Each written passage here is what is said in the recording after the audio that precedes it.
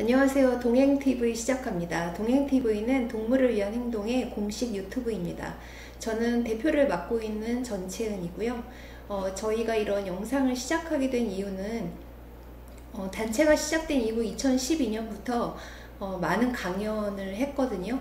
그런데 이제 지방에 계신 분이거나 이제 오프에 나와서 활동하시기 매우 어려운 분들을 위해서 이제 영상을 만들어 달라는 요청을 많이 받았습니다. 그런데 제작 비용이 너무 많이 들어서 굉장히 고심을 많이 하다가 여기는 이제 장수마을에 있는 박물관이고요. 장수마을의 도움을 받게 되어서 이런 영상을 만들게 되었습니다. 이 자리를 빌어 장수마을의 주민 여러분께 많은 감사 말씀드리고 싶고요. 이 영상은 앞으로 굉장히 많은 동물 이슈를 다루게 될 건데요.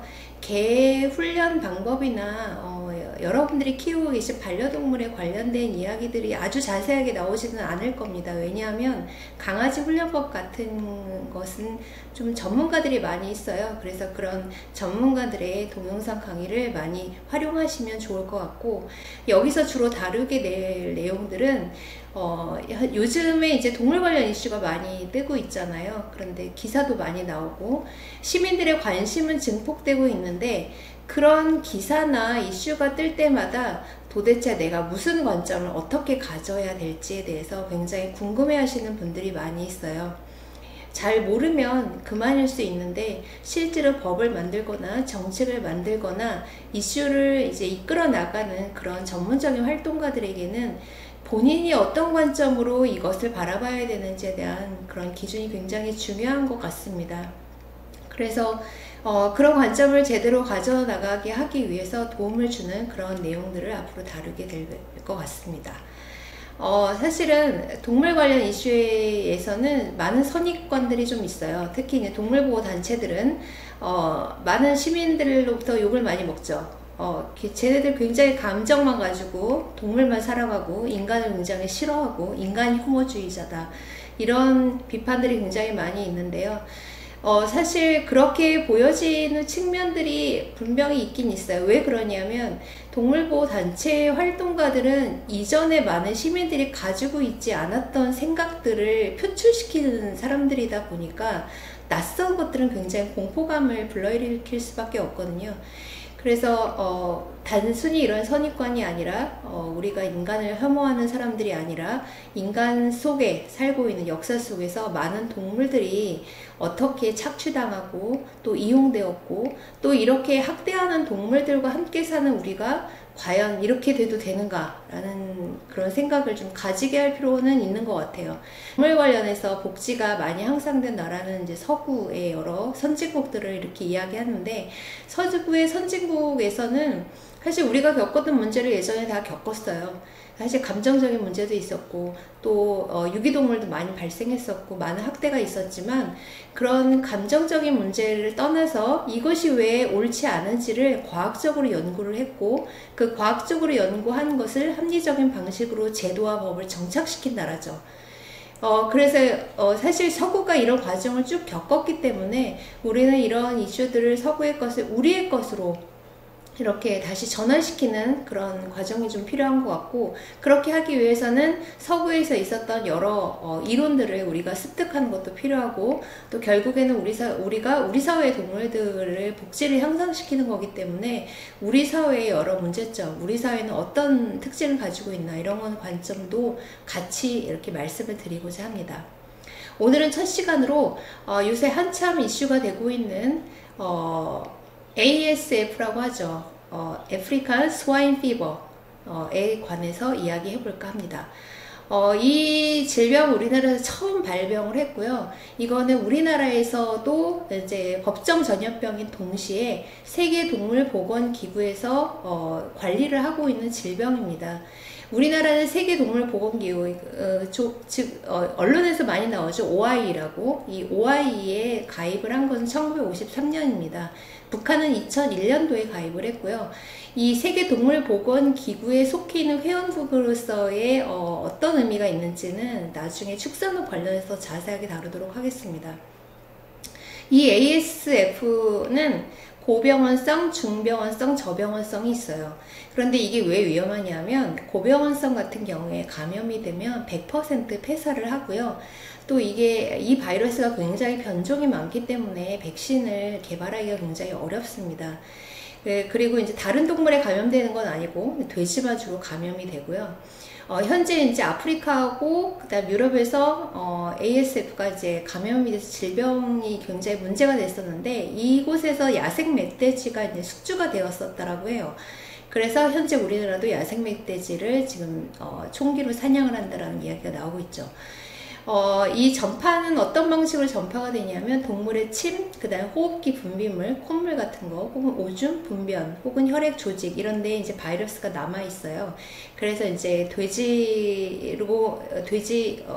그 잔반 같은 거, 음식물 같은 거를 함부로 주지 않도록 이제 법으로 금지한 이유가 그런 이유고요.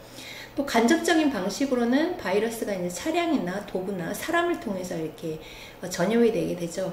그래서 이제 농장에 출입하는 차량이라던가 사람들이 전부 소독을 해야 되는 이유는 이런 것들입니다. 사실 요새 이제 ASF가 경기도 북부 지역에서만 이제 발병이 되고 그 이남으로 내려오지 않고 있고 이것이 이제 북한에서 이미 발병이 되었었기 때문에 아마 멧돼지가 숙주였을 가능성이 있다라는 논란은 이제 처음부터 많이 있었습니다. 그래서 멧돼지를 지금 사냥을 시작했는데 여긴 여러 가지 문제점이 있어요. 왜냐하면 그 질병이 발생한 농가의 주변에 있는 멧돼지라면 위험성이 있을 수 있는데 만약에 약간 떨어져 있는 곳에 멧돼지에게 총기를 사용했을 경우에 맞았는데 바로 직사하지 않고 도망갈 수가 있죠. 그럼 바이러스가 다른 지역으로 다시 전파가 되기 때문에 무조건 어떤 지역에 있는 멧돼지를 죽이는 것이 물론 윤리적이지도 않지만 별로 실효성이 없습니다. 그리고 이제 이런 질병이 발생하면 가장 먼저 이제 여쭤보시는 질문 중에 하나가 뭐냐면 왜 살처분을 하냐고 이제 여쭤보세요. 굉장히 잔인한 거죠. 왜냐하면 질병에 걸리지 않은 동물들을 전부 죽이기 때문에. 근데 이거는 왜 그렇게 하냐면 제가 아까 설명드렸듯이 OIE에 우리나라가 가입이 되어 있는 회원국이고 이 가입이 되어 있는 회원국에서 법정 전염병, 즉 세계 국제적으로 인정한 전염병이 발병했을 경우에는 OIE에 신고를 하도록 되어 있습니다. 그럼 신고를 하게 되면 모든 수출입이 다 막혀요. 일단 경제적으로는 손해가 가게 되죠. 그럼 이제 이게 언제 다시 수출입을 할 수 있게 되냐면 OI에서 이 나라에 바이러스가 더 이상 상재하지 않는다는 것을 증명했을 때 바로 수출입을 다시 재개할 수가 있어요. 그런데 모든 동물들이나 사람이나 질병에 감염이 된다고 해서 모두 다 죽는 것은 아니고요. 또 질병에 감염되는지 알기 위해서는 항체 항원 검사도 해야 되죠. 그런데 어떤 동물들은 바이러스에 감염이 되어서 항체가 형성된 이후에 건강하게 사는 동물도 있어요. 그런데 바이러스는 체내에 그대로 있는 거죠. 그러니까 이 바이러스가 어떻게 하면 없어질 수 있는지를 늘 감시를 해야 돼요. 때에 따라 검사도 해야 되고. 그런데 사실은 이게 수출입을 하기 위해서는 완벽하게 없어졌다는 걸 증명을 해야 되는데 그렇게 되려면 언제까지 기다려야 되는지 알 수가 없는 거죠. 그래서 우리나라가 돼지고기 수출입을 완전히 포기하지 않는 이상 언제까지 기다릴 수는 없기 때문에 사실 이거 바이러스를 완벽하게 차단할 수 있는 가장 빠른 방법은 빨리 죽여서 살처분하는 거죠. 그래서 사실은 살처분이라고 하는 거는 질병에 걸리지 않았음에도 불구하고 경제적인 이유에서 하게 되는 겁니다. 그런데 이제 이런 법정 전염병이 이제 발생을 하게 되면 이 전염병 발생한 지역을 살처분하고 소독하고 그 다음에 방역을 하는 그런 전 과정을 처리하는 거를 SOP라고 해요. 많이 들어보셨겠지만 이 SOP를 중요한 법정 전염병의 경우에는 이미 다 만들어 놓고 있습니다. 그래서 우리나라에는 구지역 SOP도 있고 AI SOP도 있고 그 다음에 이번에 ASF SOP도 2019년 7월에 이제 정부에서 만들어 놨어요. 이전과는 좀 많이 달라진 부분은 어떤 거냐면 예전에는 사체를 그냥 메모를 했죠. 근데 메모를 하다 보니까 침출수 문제가 너무 심각해져서 이제는 렌더링이라고 하는 열 처리를 하는 방법 혹은 소각하는 방법들도 이제 SOP 안에 들어가게 됐어요. 그런데 이제 동물복지적으로 가장 문제가 됐던 게 뭐냐면 2019년에 처음 이제 ASF가 발병을 했을 때 파주에서 채 죽지 않은 돼지를 매몰하는 장면이 이제 언론에 포착이 되었죠. 그런데 이제 많은 분들이 그 단어를 약간 혼동해서 사용하시는 분들이 있어요. 생매장과 살처분은 다른 용어입니다. 기본적으로 살처분은 법적으로 쓰는 용어이기 때문에 그냥 살아있는 동물을 묻으면은 법적으로 처벌받을 수 있어요. 그래서 이미 죽은 동물, 다 죽은 동물만 메모를 하도록 되어 있습니다. 그러니까 생매장은 사실 지금은 하지 않고요. 제가 이제 사진 한 장을 보여드릴 텐데요. 이 사진은 2011년에 굉장히 유명했던 구제역 그 생매장 사진이에요. 이때도 그 살처분을 인도적으로 해야 된다는 원칙이 없었던 건 아닌데, 워낙에 이제 빠르게 질병이 확산이 되다 보니까 이제 뭐 반나절 만에 농장 2개 있는 돼지를 전부 죽여라 이렇게 나오니까 시간이 없다라는 생각으로 이제 그냥 메모를 한 거죠. 그러니까 돼지들이 살아있는 채로 구덩이에 막 들어가서 몸부림을 치는 그런 장면입니다. 이게 언론에 이제 퍼지게 되면서 굉장히 많은 논란을 낳게 됐어요. 그래서 이제는 그렇게 하는 거는 사실 이후에도 많이 이제 여러 언론사에서 감시를 해보니까 이제는 이렇게는 하지 않고요. 특히 이제 그 이번에 ASF가 나왔을 때 제가 이제 이전에 없었던 것보다 좀 자세하게 나온 그런 그 SOP를 자세히 보니까 이번에는 이제 돼지를 그 살처분할 때 3가지 방법을 이제 제시를 합니다. 첫 번째는 전살법이에요. 전살법은 머리에 전극을 3초 정도 두고 그 다음에 심장에 전극을 3초 정도 흐르게 하면 돼지들이 이제 죽게 되는데, 그렇게 했을 때 메모를 하게 되어 있고, 그 다음에 약물을 사용했을 경우에는 자일라진과 그다음에 바비투레이드라는 그 향정신성 약물, 이 2가지를 써서 이제 안락사 하도록 되어 있어요. 그 다음에 3번째는 이산화탄소 방법인데요. 이산화탄소 방법은 돼지를 한쪽에 몰아서 구덩이를 판 다음에 그 위에다가 돼지들 구덩이 안에 들어가면 비닐을 덮어서 이산화탄소를 주입을 해요. 그런데 이제 여기에 단서 조항이 있어요. 그게 뭐냐면, 모든 동물이, 굉장히 많은 동물들을 한꺼번에 이제 살처분하다 보면 분명히 의식이 깨는 동물들이 있거든요. 그런데 의식이 깨어있는 상태에서 메모를 하면 안 되게 되기 때문에 의식이 회복된 동물에 대해서는 다시 확인을 한 이후에 기존에 했던 방식대로 처리하도록 이렇게 되어 있어요. 일종의 이제 백업의 방식을 하도록 한 거죠. 근데 이제 국제적 원칙에서, 이건 국제적으로 스탠다드인데요.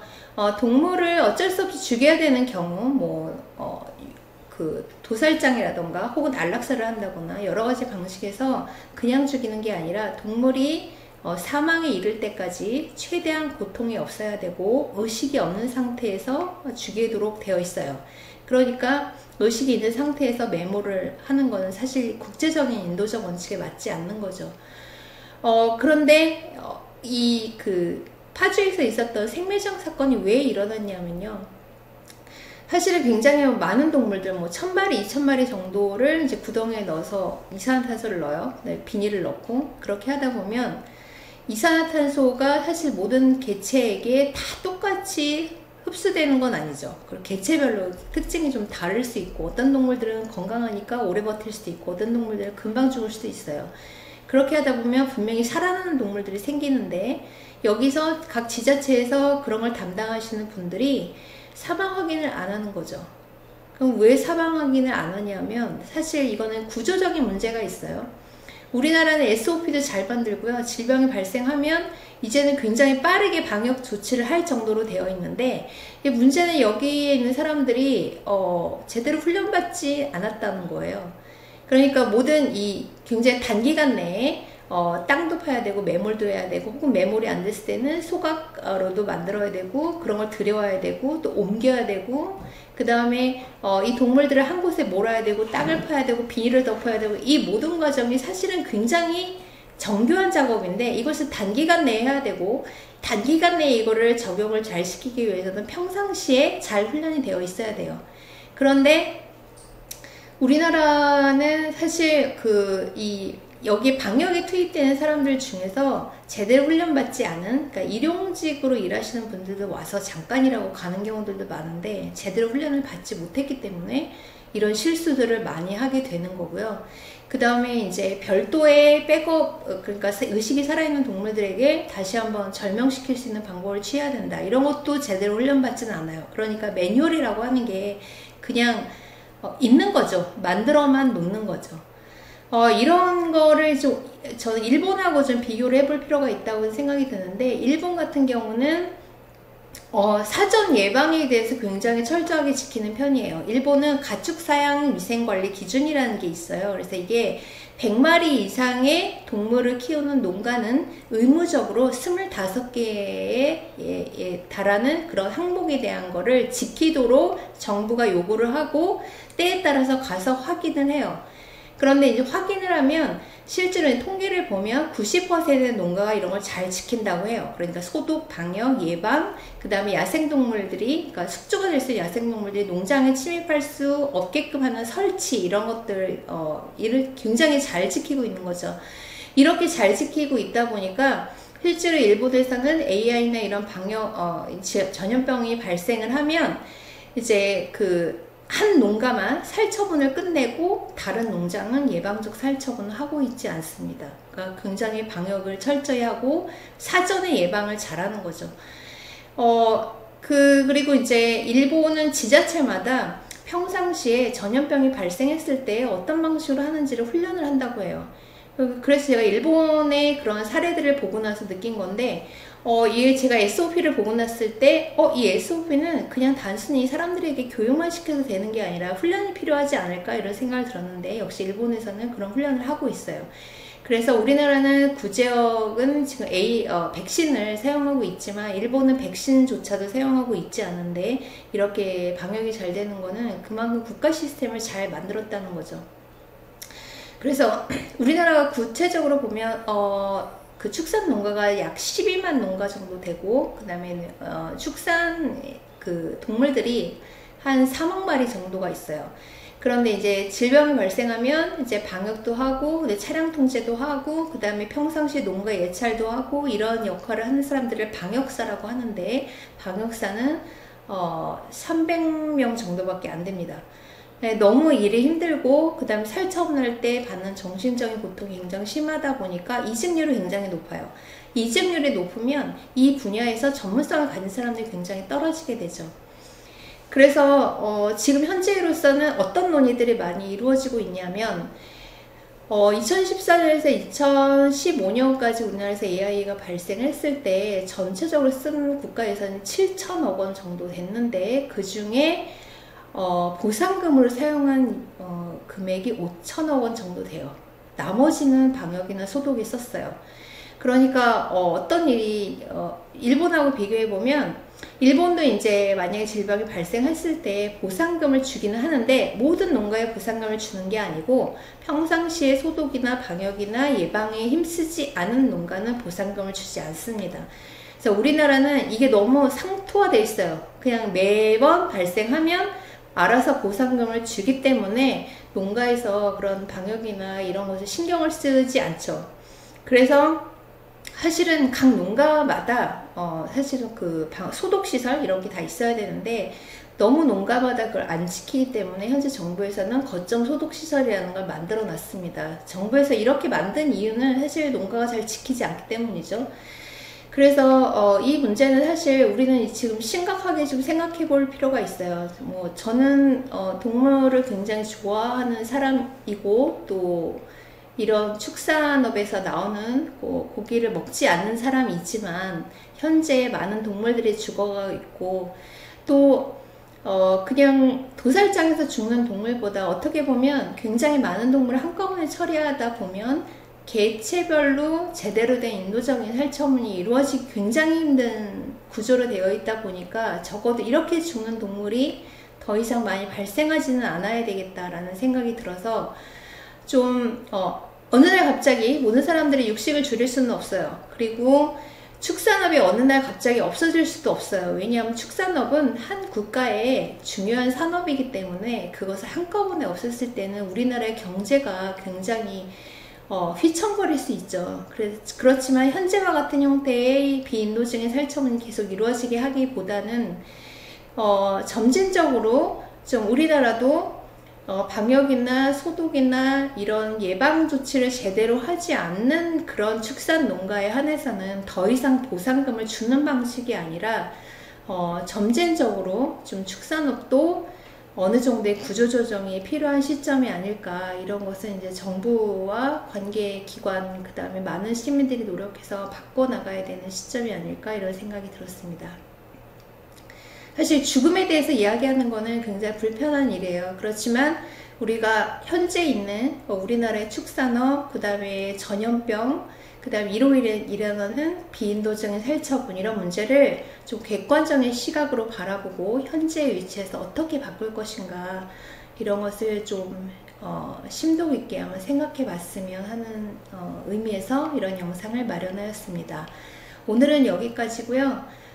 저희 영상은 앞으로 동물을 위한 행동에서 만들고 계속 여러분들을 위해서 좋은 정보들을 제공해 드릴 테니까 많은 홍보와 그 다음에 응원 부탁드리고요. 오늘은 여기까지 하겠습니다. 감사합니다.